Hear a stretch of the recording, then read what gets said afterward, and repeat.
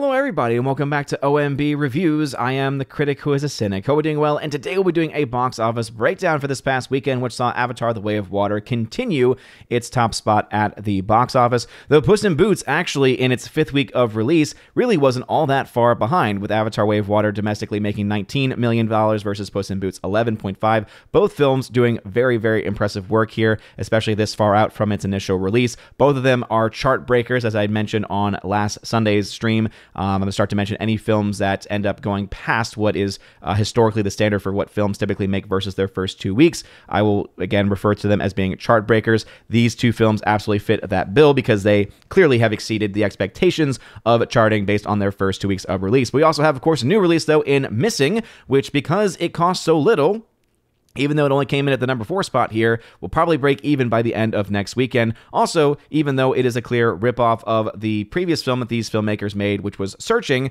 So basically, it looks like they took the skeleton of Searching and said, oh, we made that for a little money. Let's go ahead and just redo all of that, but just change the story slightly and maybe change the overall story a little bit. Yeah. So that kind of stuff, as you all know, when it comes to story, very much matters to me, and that, of course, ticks me off ultimately. But before going any further, though, please make sure you smash that like button, lap that fire button if you're watching over on Odyssey, and smash the Rumble button as well. You're all amazing and beautiful people. Also, make sure you subscribe to the channel with the bell notification on. That way you know every time a video or live stream goes live on the channel. Boom! Nailed it. Anyway, try and speak faster than that, Mr. Shapiro. Avatar: Way of Water, though, as you can see, $19.6 million. That's a 40% drop from its previous week. Its total domestic is now at $597.9 million. The way it's pacing, I'm probably thinking this film will end its domestic run somewhere between $650 and $700 million. One of the other reasons why I think that is not just because of how it's pacing, and obviously the law of diminishing returns. It's losing almost about 30 to 50%, right, depending on the weekend, every single week. You're going to start to see more and more films get their release, and more films start to take away some of the money from the movie. A lot of people who've wanted to see this film have already actually gone to see it, and we're talking here already just again about the domestic marketplace. So that's why I do think that the film will still see these drop-offs happen, and why I do think that ultimately it will sputter out probably between $650 and $700 million domestic. Also, though, when comparing this film to one of the other big films from last year, in Top Gun Maverick, which made around $1.4 billion, this film well past $2 billion now at this point in time. So the clear international winner for the year 2022.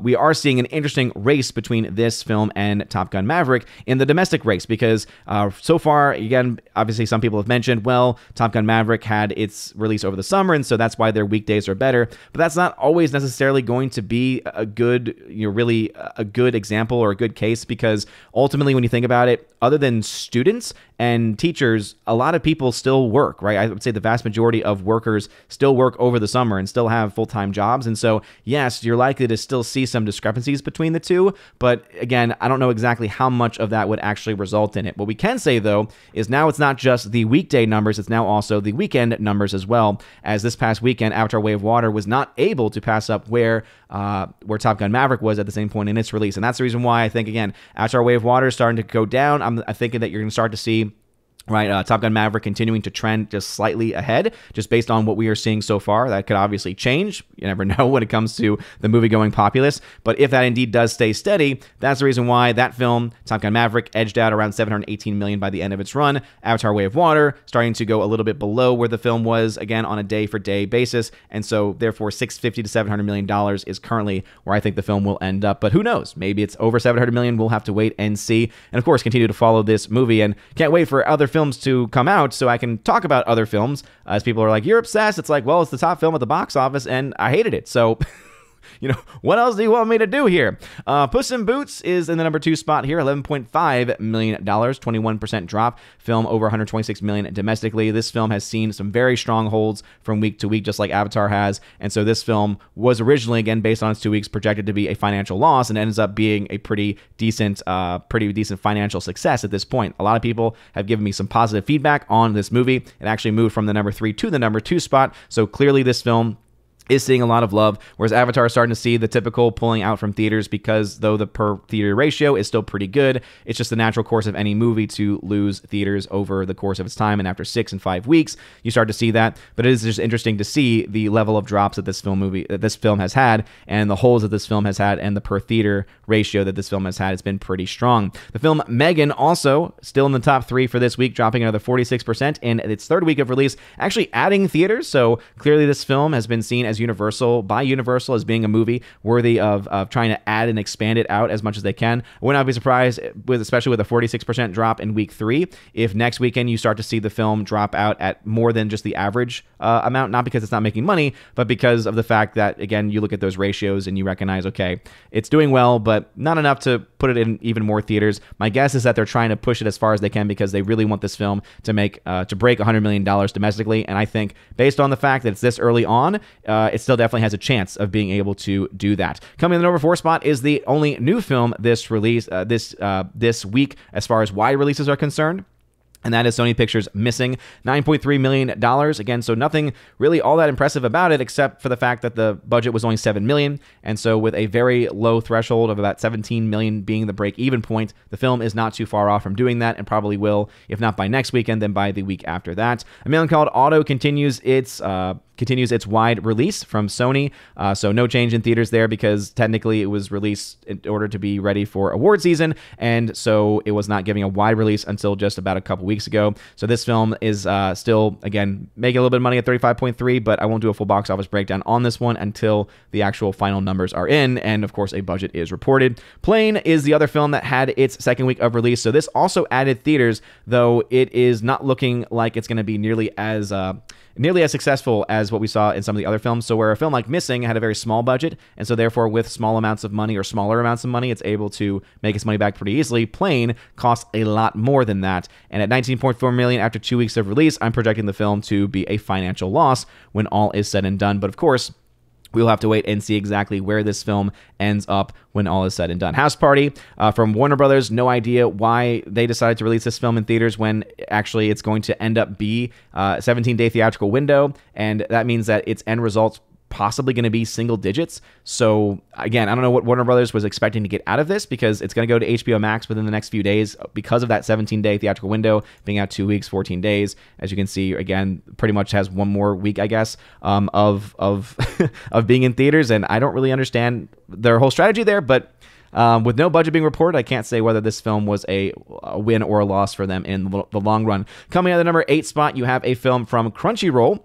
That time, I got reincarnated as a slime. Don't know much about that. I assume that's either a manga or an anime. And so this film made $1.4 million. Again, whether or not that's successful or not, it's impossible for me to tell at this point. Black Panther: Wakanda Forever still in the top 10 of the year, $1.3 million, or of the week rather, $1.3 million, another 43% drop. So this film again on its way out, breaking $450 million as I said it would, again ending between $450 and $500 million. This film added about $5 million overall when you add in international markets too. But this film's pretty much stopped making money. Some people might point to the fact that it is getting a China release. I know I talked about this previously.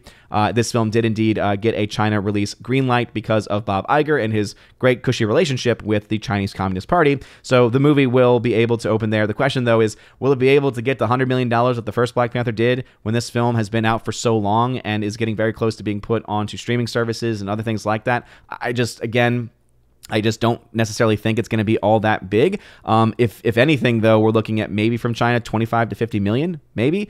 So that would put the film over the 850 million, which would, again, was my original projection. Obviously, though, that was without China. So Walt Disney continuing to do their dealings with the devil and continuing to work with the communists and continue to give them free money as they only get 25% return on any film that gets there. And again, a film like this doesn't really need all that much more money because it's already made its money back, but I guess Disney is going to Disney. Coming on the number 10 spot is the A24 release of The Whale. I finally got a ticket to go see this, so it'll be either tonight or tomorrow, depending on how things go here at the house. Obviously, things always going on with family and just general house maintenance stuff.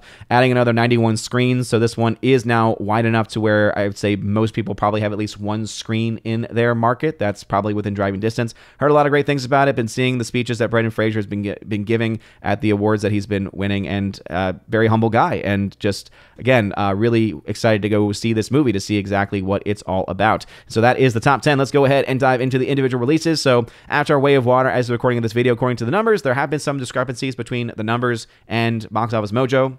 So again, this is just according to this site, according to this time that it's being recorded, the time of this video being recorded.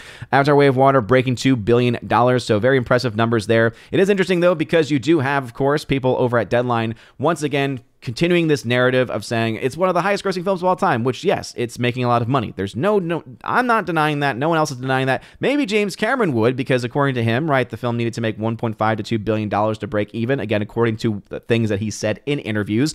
Whether or not you want to believe him or not is up to you. Again, if you worship at his altar, I would assume that you would take him at his word. In either case, you're looking at a situation where this film has made over $2 billion, likely will end up at 2.5, if not even more, depending on how things go. But to say that this film is one of the highest grossing films of all time, number 4, passing Avengers: Infinity War, etc., you need to adjust for inflation. And that is not just for Avatar. It's amazing how many people don't actually watch my videos, because I've talked about this with other Marvel releases and a lot of things from Disney, as they tend to have some of the biggest releases of any given year. But anytime any major studio has any release, I call them out if they are in China. When it comes to any release and how much money it's making, and when they're saying it's the number 5 film of all time, I say, yeah, that's before you adjust for inflation. And that's such an important thing. And I know people are getting triggered by that word, but guess what? I don't care, because ultimately it still matters, because it's the only way to say, hey, this movie would have been, again, in those dollars of that year, would have been worth more today because of inflation. And so therefore to say number 4 is really not all that fair,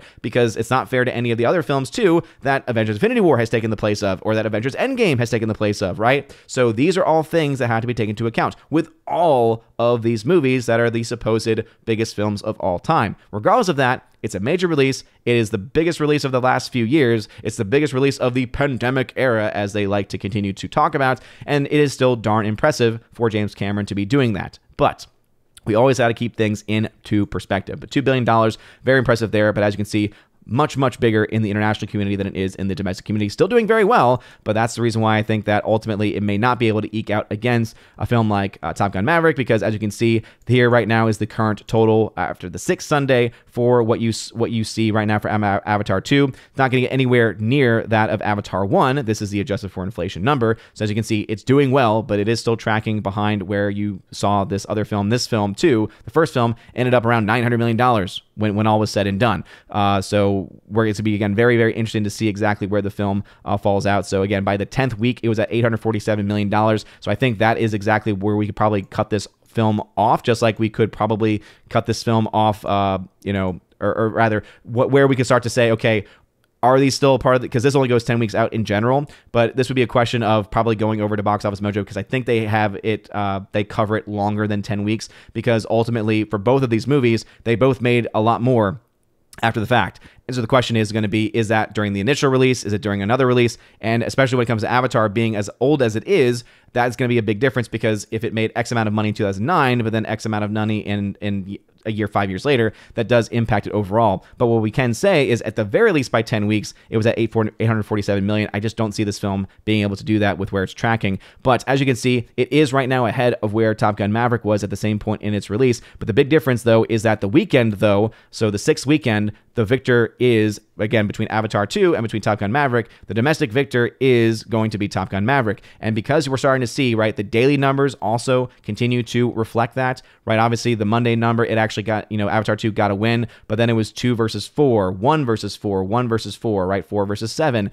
And you start to see, right, the numbers, the domestic numbers daily are clearly favoring that of Top Gun Maverick. Now the weekends are starting to favor it, again, according to the numbers as they are currently standing. And I think that because that trend will likely continue, with the $718 million being the final run of what Top Gun Maverick did, I would not be surprised to see $650 to $700 million be where Avatar ends up. Going into other films, so Puss in Boots: Last Wish, $284 million. So this film looking to get to probably $300 million by the end of its run.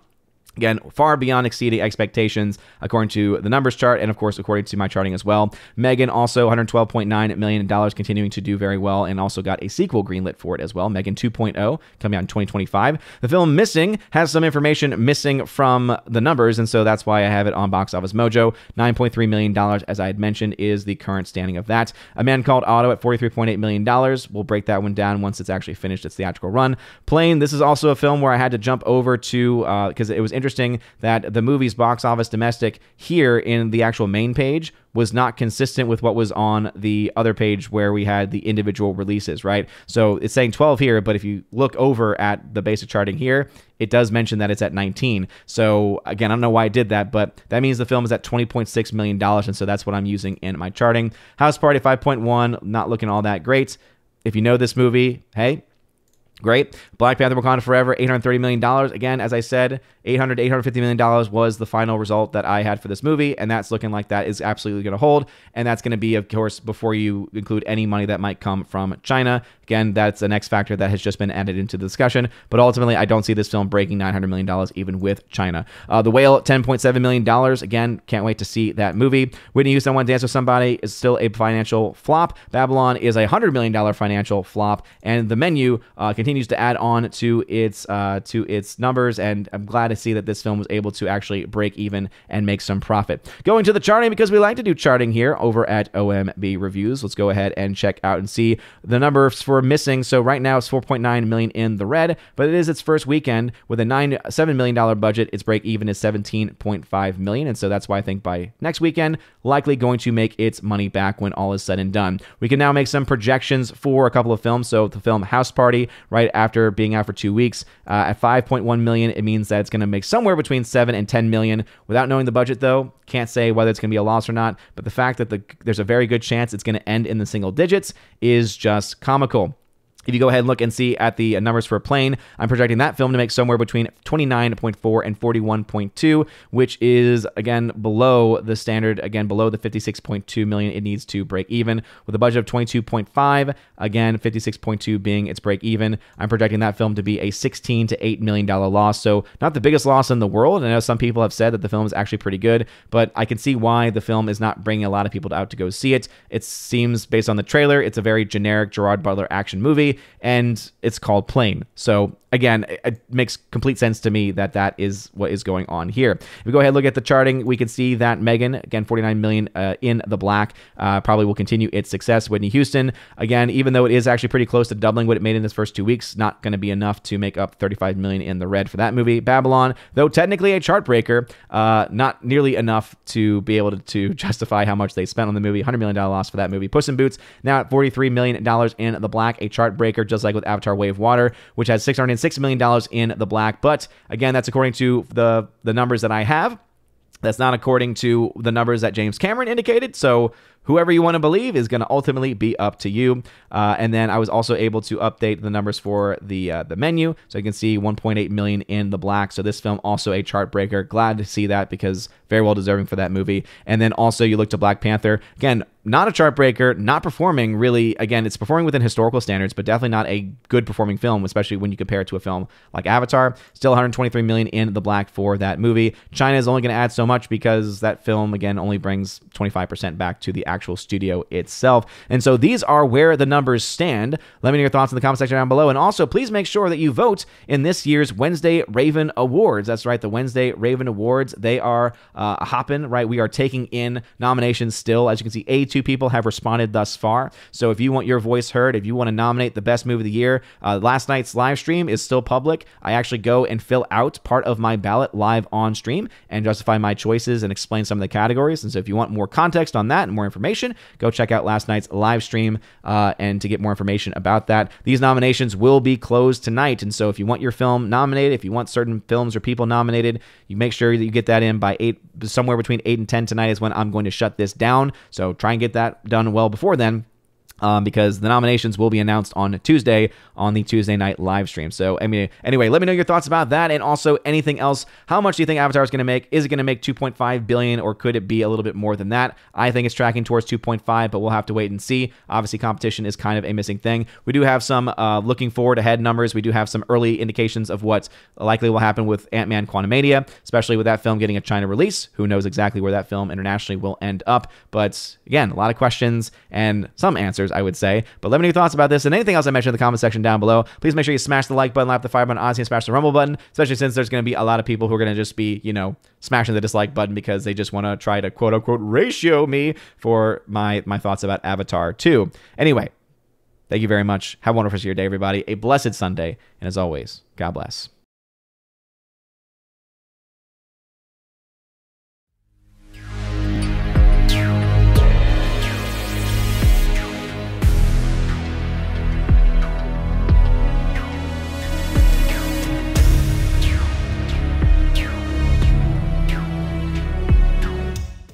And now for a huge shout out to all of my January Patreon Subscribe Star and Locals members at the Keeper of the Bifrost level and above.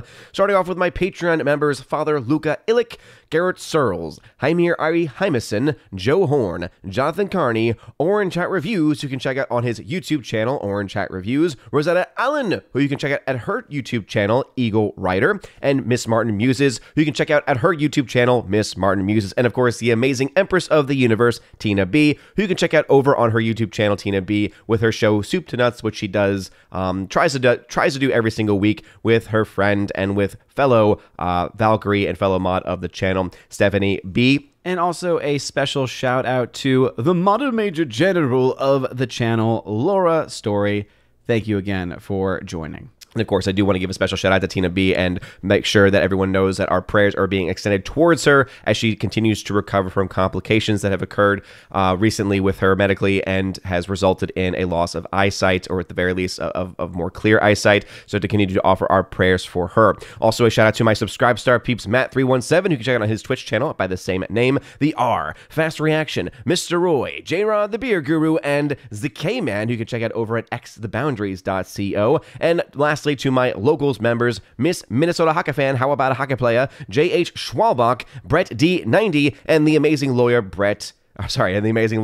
Robert Barnes. So thank you all very much for supporting me on Local, Subscribe Star, and Patreon. If you want your name shouted out at the end of every live stream and video, please check out the top link in the video description below, where you get access to this, and also, of course, to a monthly podcast that I do with John the Flick Flickinger. Also, access to a giveaways channel on my Discord, where I give away films this month. I've got films like Seven Samurai on Blu-ray from the Criterion Collection to give away, The Banshees of Inisherin, Tommy Boy Steelbook, Edge of Tomorrow 4K, and tons of other 4Ks and Steelbooks as they get released over the next month will be available, and also, of course, digital codes as well. So if any of that sounds interesting to you, check out that top link and join over on Patreon, Subscribe Star, or on Locals. You guys are all amazing and beautiful people. Hope you all have a wonderful rest of your day, and as always, God bless.